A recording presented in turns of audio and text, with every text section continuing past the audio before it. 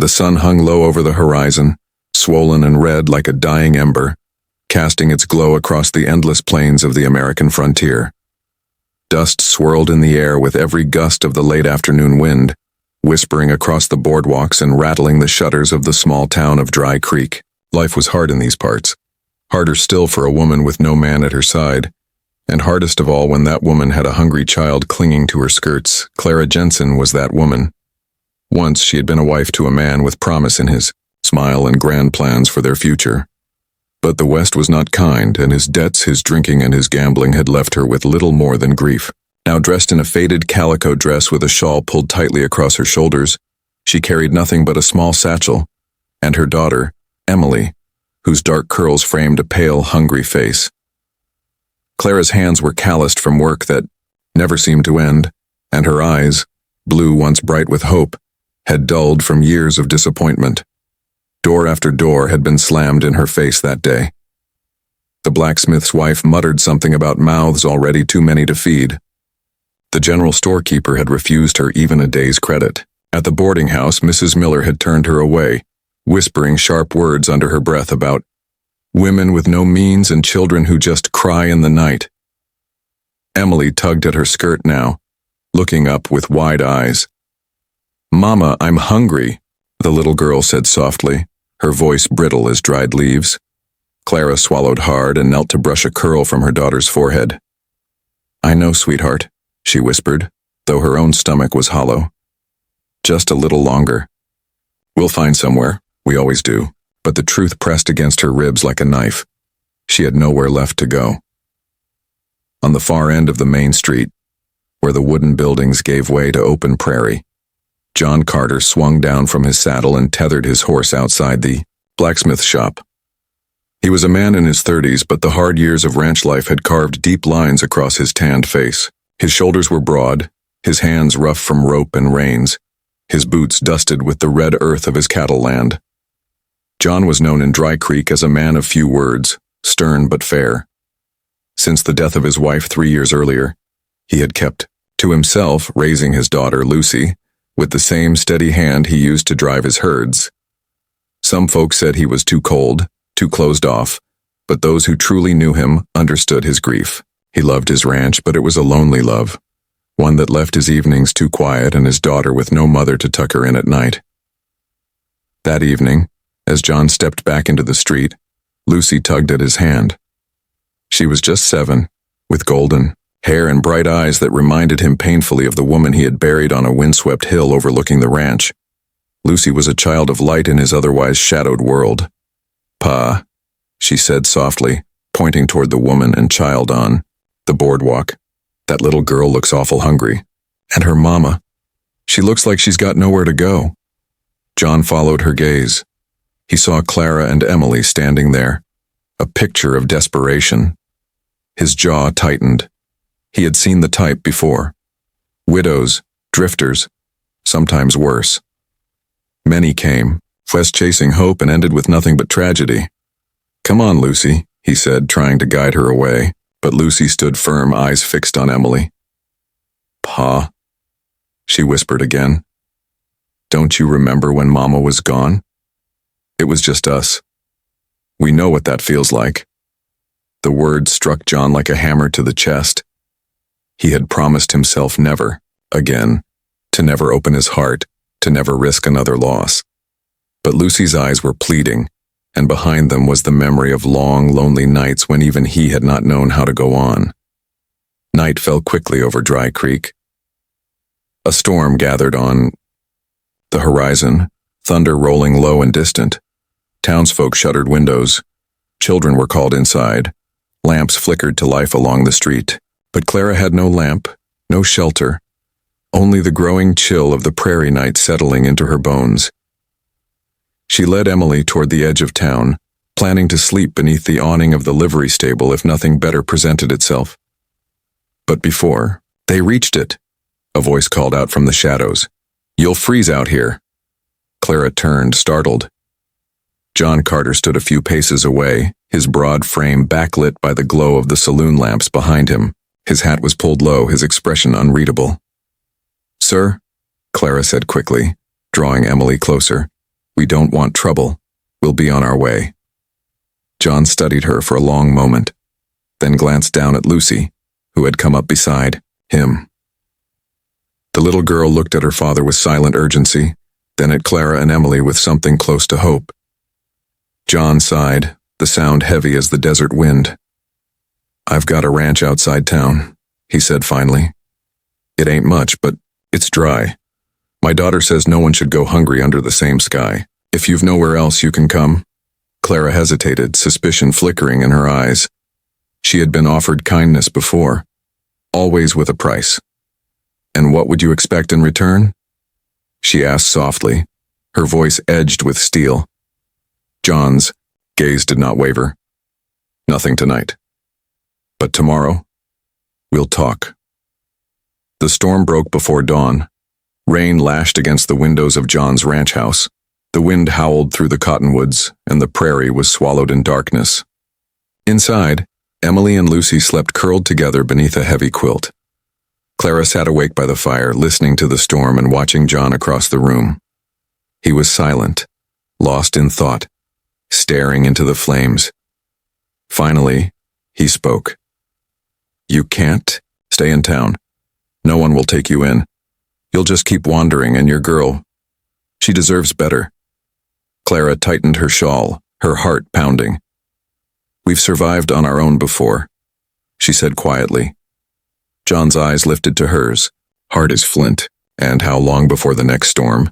Before hunger takes her? I know what it is to lose someone, Mrs. Jensen. I won't let my daughter suffer that again. And I won't stand by while yours does either." Clara swallowed, unsure where this was leading. "Then what are you saying?" He leaned forward, elbows on his knees, his voice low and steady. "I'll give your daughter a home. Food, shelter, safety. In return." He paused, his jaw tightening. "You be a mother to mine." The words fell heavy in the room, carried on the crackle of fire and the rumble of thunder outside. Clara's breath caught. It wasn't a proposal of love, it wasn't even kindness. It was a bargain, harsh, practical, like everything in the West. But for Emily, for her daughter's survival, could she refuse? The storm outside raged on, but inside, a different storm had just begun.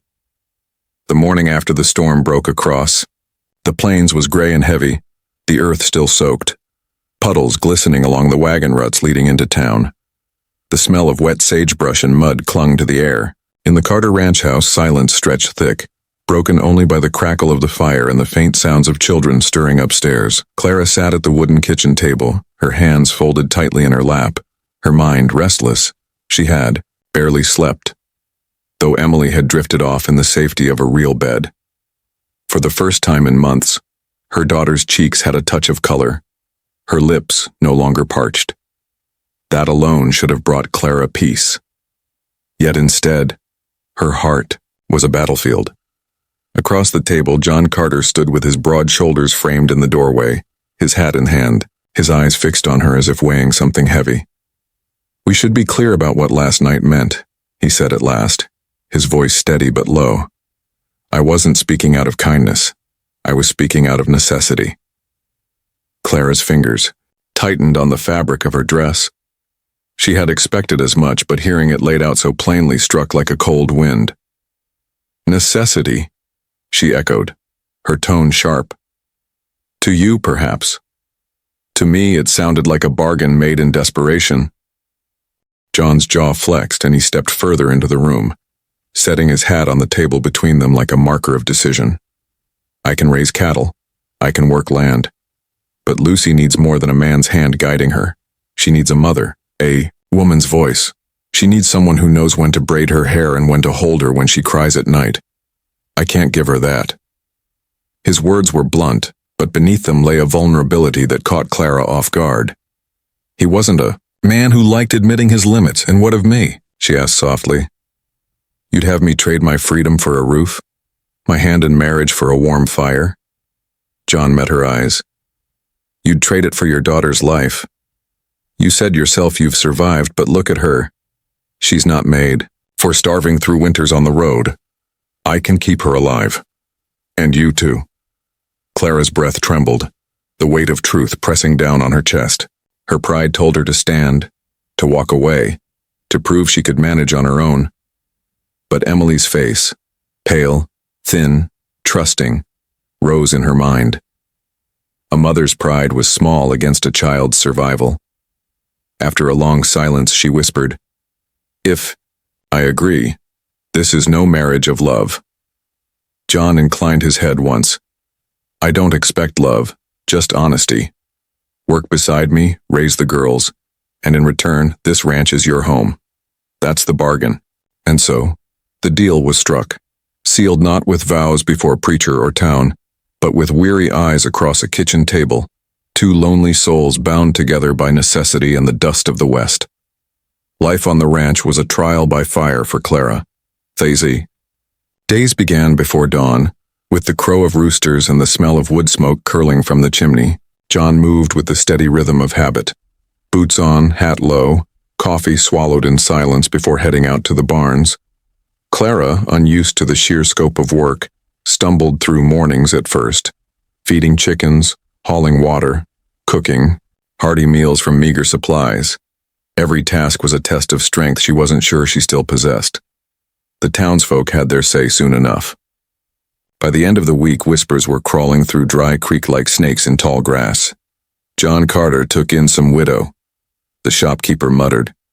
"Didn't even go through the preacher," the barber added with a smirk. "Poor fool," the saloon-keeper chuckled. "Bet she's after his land." Clara heard the talk when she ventured into town for flour, the stares heavy on her back. Her pride burned, but she kept her chin high, refusing to let them see the hurt. She was no stranger to judgment, but the sting of gossip was sharper when it painted her as a schemer instead of what she truly was, a mother trying to save her child. John, for his part, ignored the rumors with the same stoic silence he gave to the weather. When Clara asked if it bothered him, he simply shrugged. "Folks'll talk. It won't feed the cattle or stop the storms.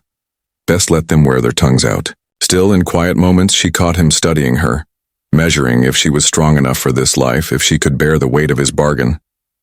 Yet even in the harsh rhythm of work and whispers, moments of tenderness bloomed, unexpected, and fragile as wildflowers after rain.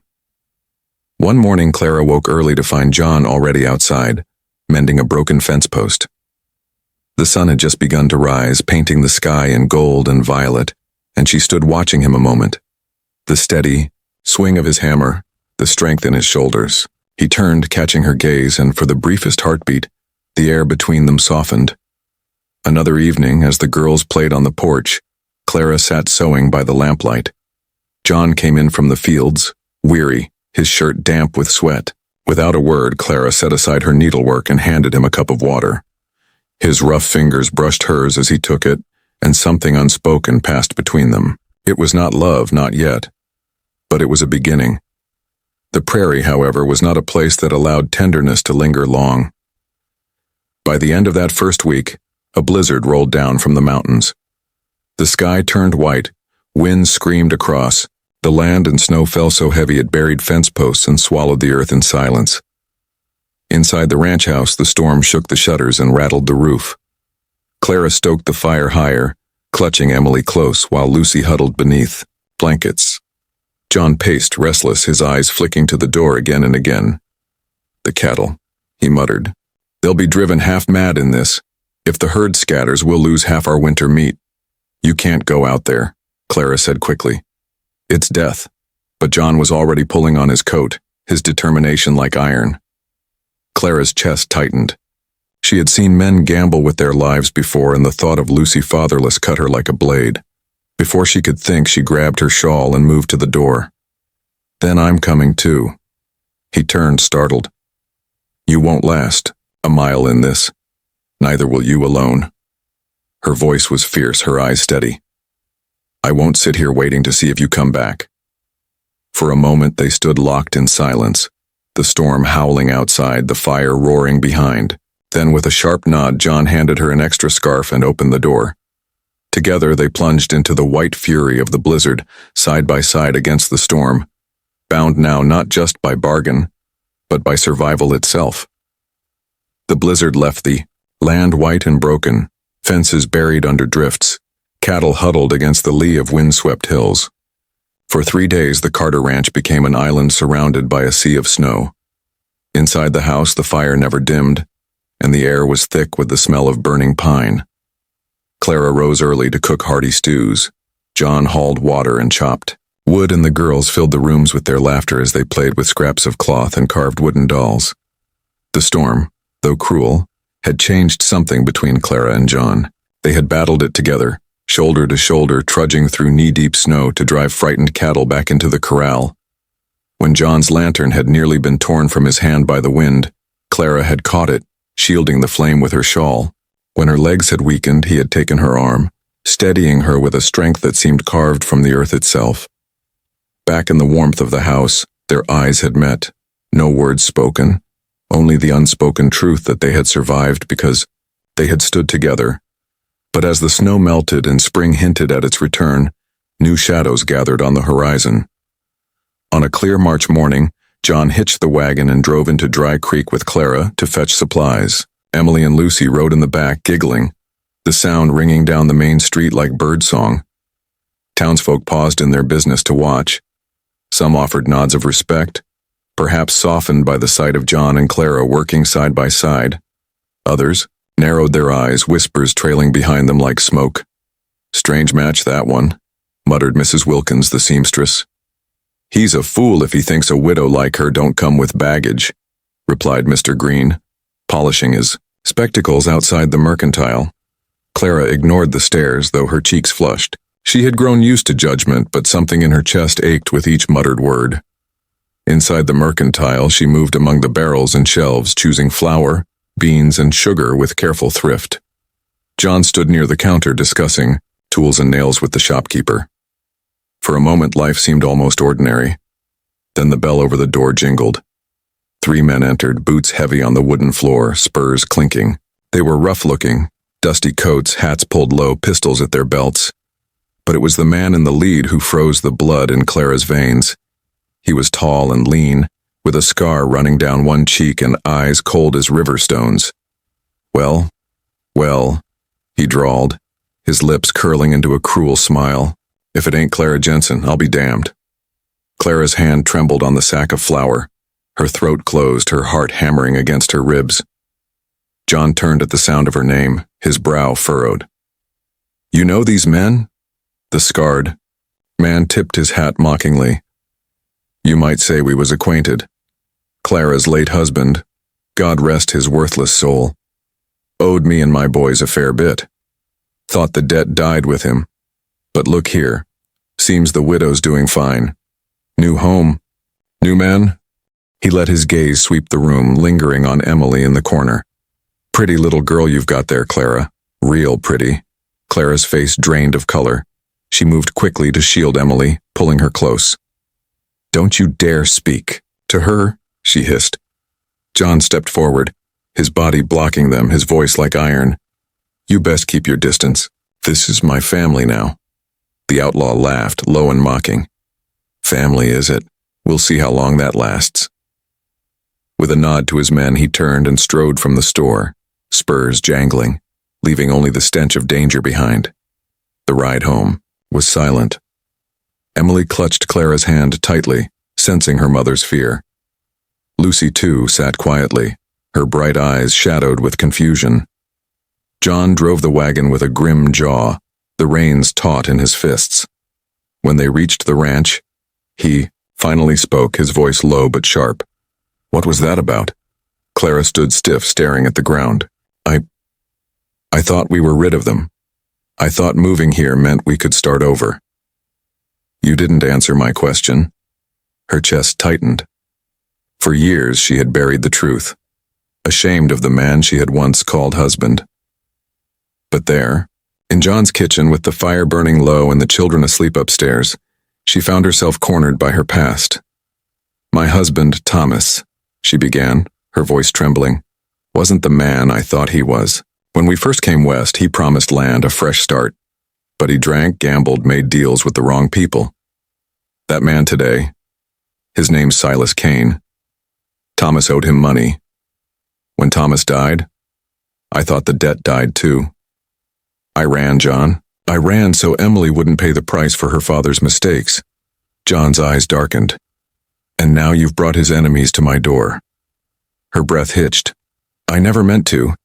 I wanted a safe place for Emily. His face was carved from stone, silent for a long moment. Then he said quietly, You should have told me. Clara's eyes burned. Would you have let us stay, if you knew? He looked away, the firelight flickering across his features. I don't know. The following days were uneasy. John threw himself into ranch work with a kind of furious silence while Clara moved through the house like a ghost, guilt heavy on her shoulders. Even the girls sensed the tension, their laughter subdued, their games quieter. But Silas Kane had not come only to rattle doors. He had come with intent. One night, as the wind moaned across the plains, Clara woke to the sound of boots on the porch. Her heart froze. She crept to the window and peered out. Shadows moved near the barn. Men, 3, maybe 4. She rushed to John's room, her voice urgent. They're here. John was already pulling on his boots, his rifle in hand. He glanced at her, eyes hard but calm. Stay with the girls.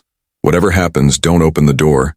But when he stepped outside, Silas Kane's voice rang through the dark. John Carter, you've got something of mine. The widow, her, and the girl. She belongs to me. John's grip tightened on the rifle. She belongs to no one, not you, not me. You'd best ride out now. Silas laughed, cruel and echoing. We'll see about that. Maybe next time I won't come knocking. Maybe I'll just take what I want. The horses thundered off into the night, leaving only silence and fear behind. Inside, Clara clutched Emily close, her tears silent. She knew then what she had feared all along. Her past would never let her go without a fight. And John Carter, though stern and unyielding, had already made his choice.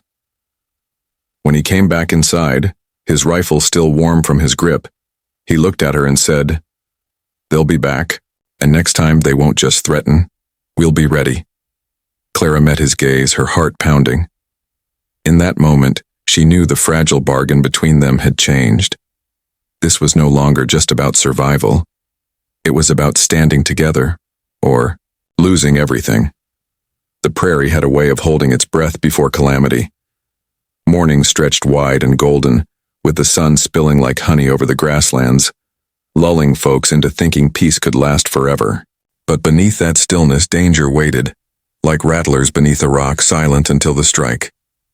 For 2 weeks after Silas Kane's warning, the Carter Ranch stood on edge.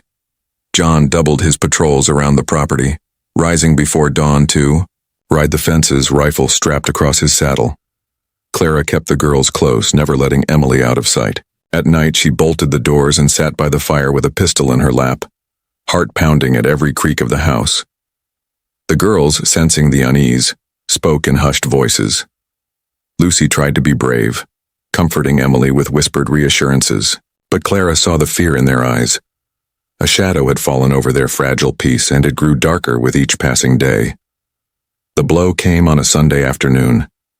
The air was warm, scented with sage and dust. Clara hung laundry on the line while the girls played in the yard, their laughter ringing out against the blue sky.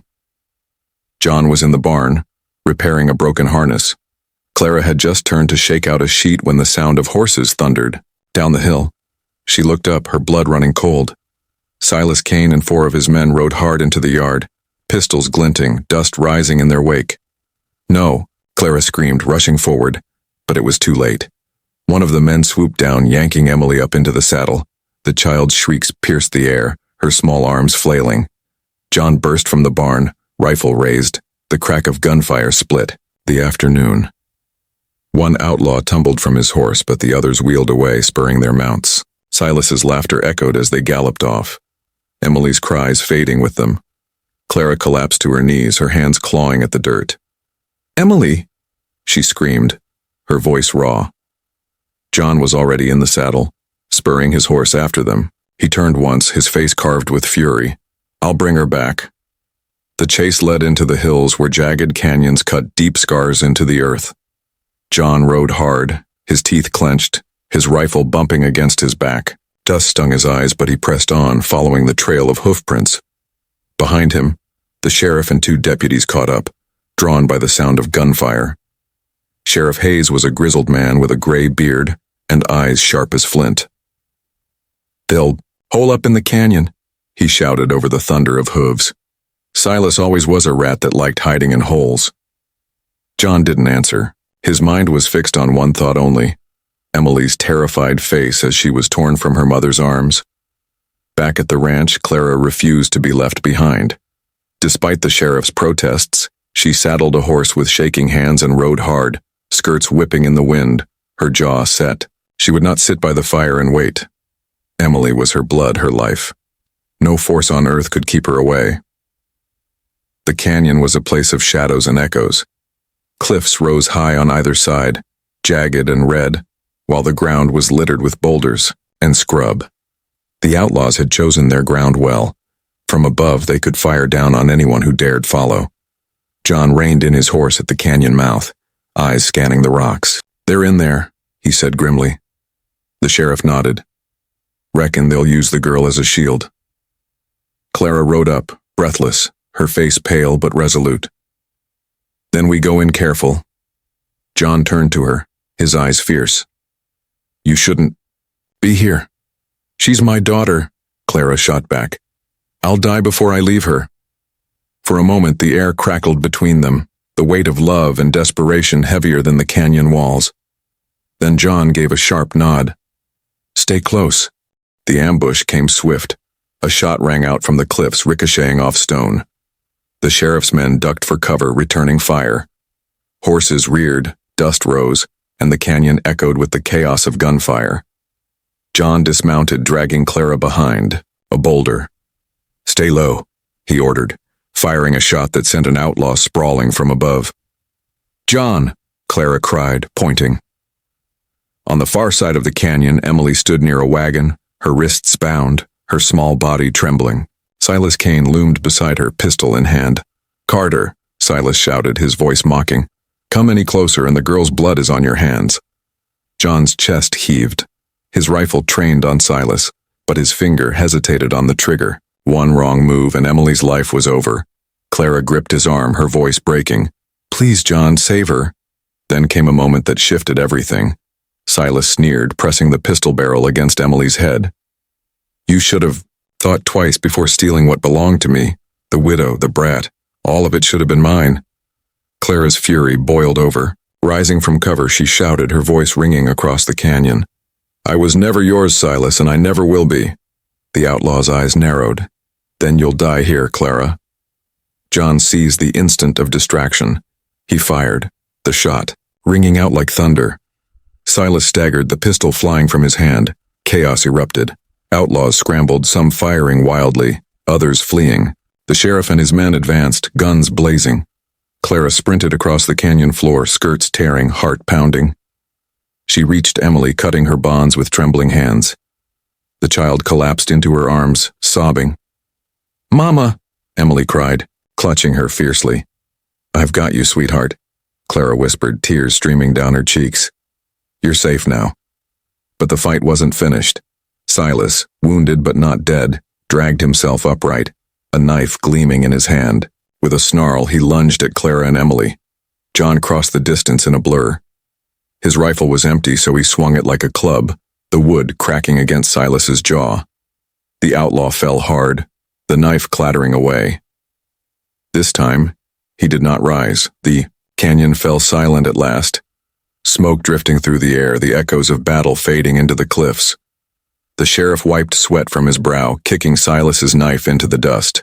"That's the end of Kane." John turned, his chest heaving, his eyes locking on Clara and Emily. The little girl clung to her mother, her face buried in her dress.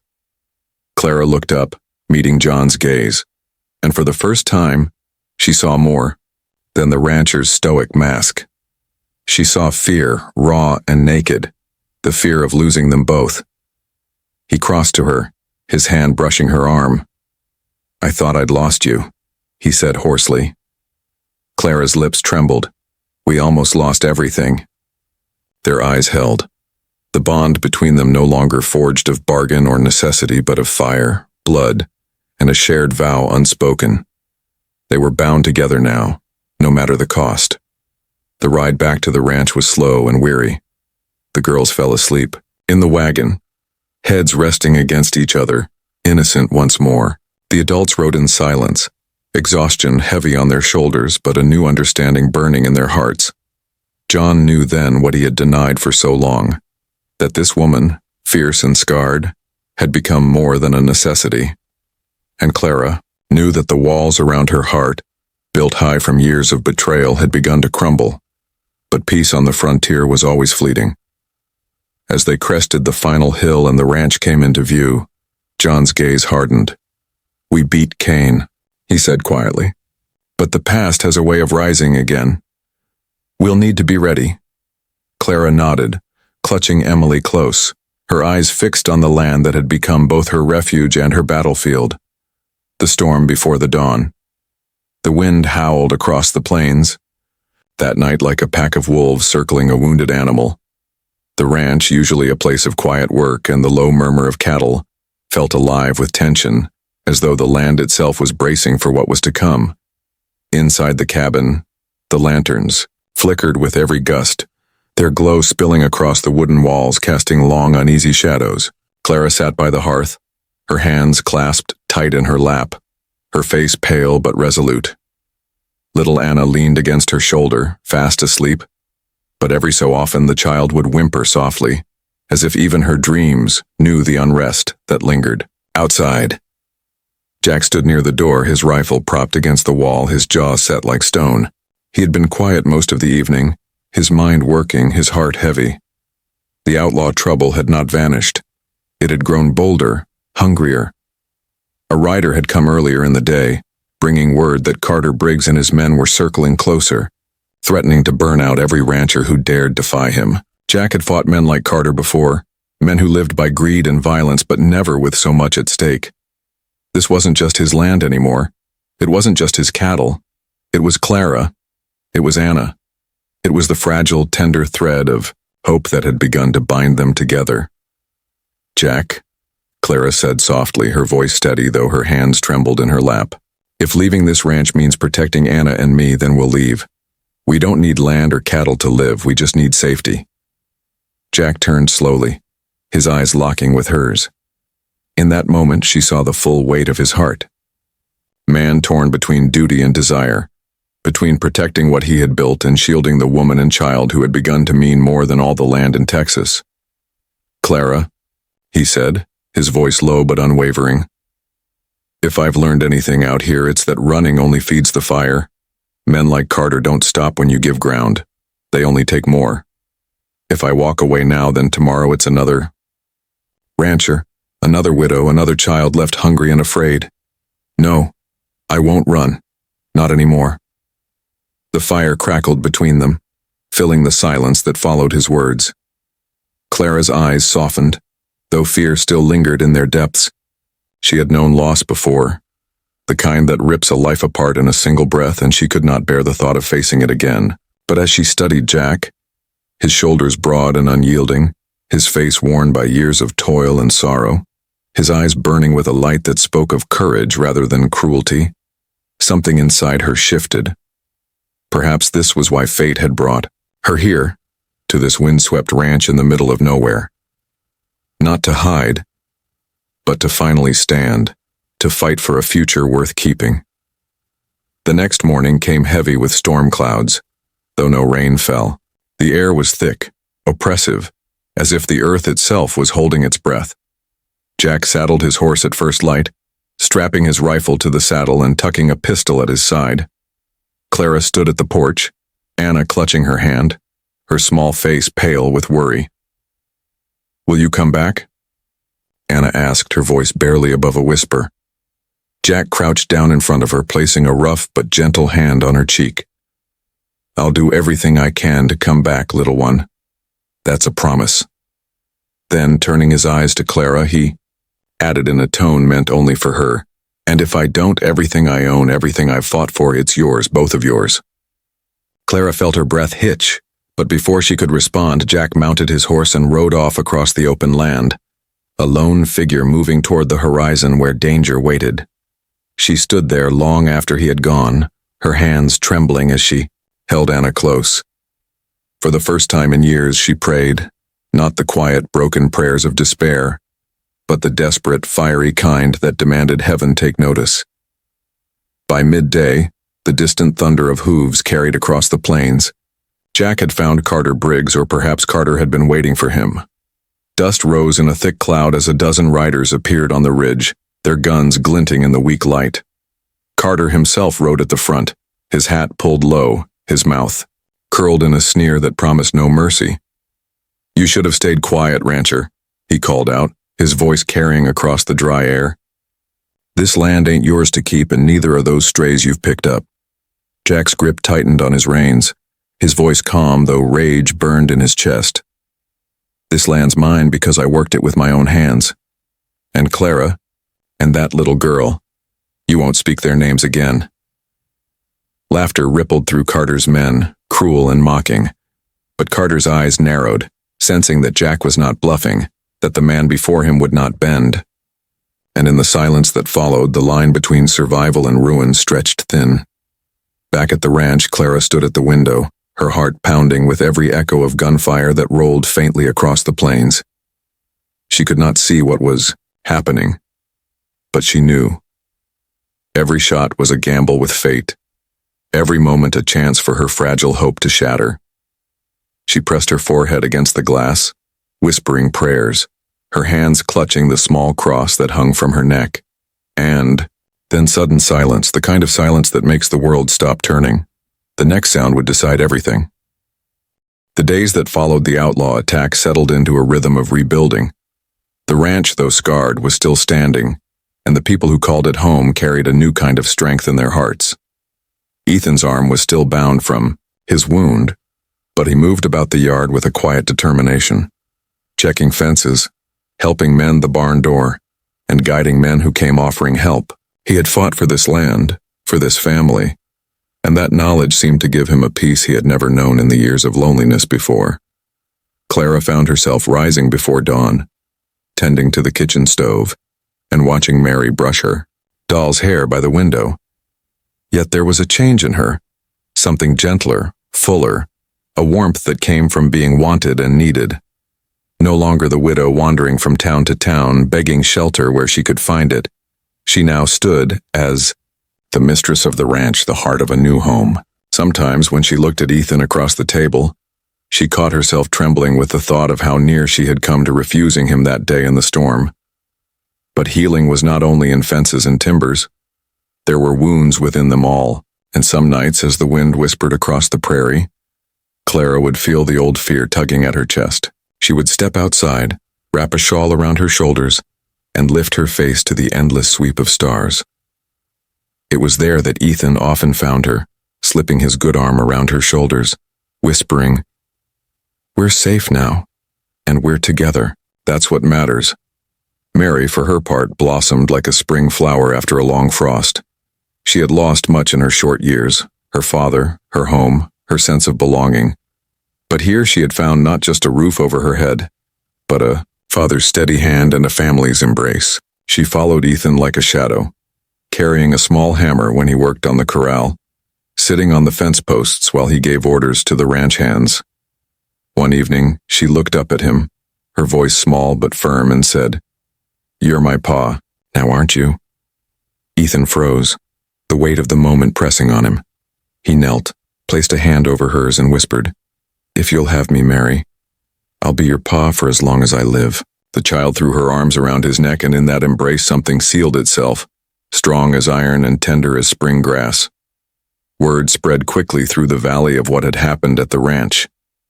Neighbors came with wagons of supplies, planks for the barn, seed for the fields, blankets for the family. Even the preacher rode out from town, his old Bible tucked under his arm, declaring that God had spared them for a reason. One Sunday morning he gathered the small household under the oak tree and spoke words that bound them tighter than law or paper. Ethan and Clara, side by side, their hands joined, promised before God and neighbor that they would walk together through whatever storm still lay ahead. The kiss they shared then was not one of passion alone, but of survival, faith, and the hard-won right to happiness. Yet even in joy, shadows lingered. A deputy brought news that some of the outlaw gangs still roamed the hills, bitter and vengeful. Ethan kept his rifle near the door, and Clara often found herself praying longer at night, asking for protection. But fear no longer ruled them. The family had faced the worst the West could throw and had come through stronger. As the seasons turned, the ranch took on new life. The wheat grew tall, the horses sleek, and the cattle multiplied. Laughter returned to the yard. Mary's high, giggles, Clara's warm chuckles, and even Ethan's deep rumbling laugh that had been absent for so many lonely years. One golden evening, as the sun sank low and painted the horizon in fire, Ethan lifted Clara's hand to his lips and whispered, "I thought I was saving you that night I found you in the storm. But truth is, Clara, you saved me." Clara's eyes brimmed, her heart swelling as she leaned into him. "We saved each other," she said softly, and together they watched Mary chase butterflies across the tall grass, the sound of her joy mingling with the rustle of the prairie wind. Life in the Old West was never easy. There would be more storms, more trials, more nights of worry. But for the first time in years, all three of them knew that they would never again face those hardships alone. The widow had found her home, the rancher had found his family, and the little girl had found both a father and a mother beneath the vast, forgiving sky of the West. And so the story that began with hunger and loneliness, with fear and danger, ended not with despair but with hope. A hope as wide as the frontier itself and as eternal as the stars shining over the endless plains.